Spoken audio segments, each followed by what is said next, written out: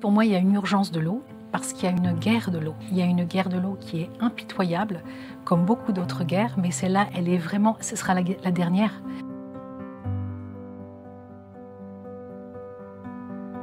Il y a un gros problème au niveau du mental de l'humain. Il est complètement déconnecté de ce qu'il fait vivre sur Terre. Et vous allez voir que cette eau est l'interface qui permet justement à l'invisible de dialoguer avec le visible.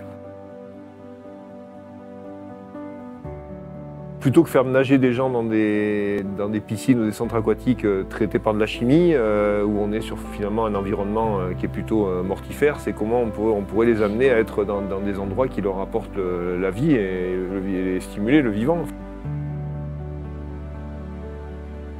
Le Vidal, qui est quand même la référence chez les médecins, avait publié un article où ils annoncent tous les effets néfastes du chlore sur la santé, qui sont pas que uniquement des problèmes de peau, c'est des problèmes de cancer, de maladies endocriniennes, de stérilité des garçons, enfin c'est écrit dans le Vidal. C'est grâce aux bactéries qu'on peut justement nettoyer l'eau. Et donc si on les tue, il y a un problème. Donc le chlore, c'est la dernière des bêtises qu'on a pu inventer. On apporte quelque chose de vraiment nouveau, notamment un traitement d'eau sans chimie, donc naturel, traité avec des bactéries justement, issus de lacs de montagne.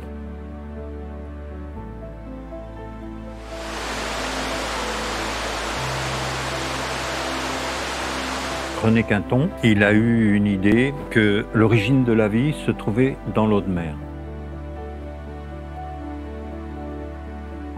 En mesure énergétique subtile, il y a un rayonnement qui est très très fort. Ce qui est impressionnant, c'est que ça accélère la pousse des végétaux autour, mais d'une manière incroyable. Elle remet en question le paradigme majeur qui est que la conscience dépend du cerveau. On peut faire repleuvoir et faire pousser même en plein milieu du désert.